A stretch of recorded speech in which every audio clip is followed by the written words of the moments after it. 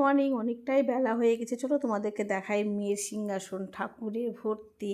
মেয়ের একদম শাশুড়ির মেয়ের কিন্তু শ্বশুরবাড়িতে প্রচুর ঠাকুর রয়েছে, এরকমই সাজানো। এর চাইতেও বেশি, দেখো কি সুন্দর সাজানো রয়েছে। পাশে কিন্তু এটা তুলসী বেদিও হয়ে গেছে। আর এটা হলো মিকো, একটু চঞ্চল বাচ্চা। আর এই রীতিমতন আমি কিন্তু স্নান টান করে রেডি হয়ে গেছি। আজকে একটু তাড়াতাড়ি বেরোবো, এর আগে ট্রেন একটুর জন্য মিস হতে বাকি ছিল।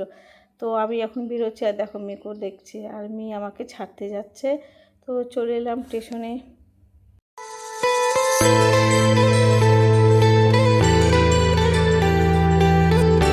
তো মেয়ে আমাকে ছেড়ে চলে যাচ্ছে, আর এইদিকে আমার দু চোখ থেকে সমানে জল পড়েই যাচ্ছে কেন যে।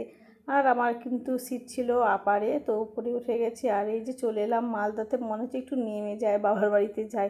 তো দীপক গেছে আমাকে নিতে। আর এসে দেখি খাওয়া দাওয়া তো বাইরে থেকে অর্ডার করেছে, খেয়ে দিয়ে নিলাম।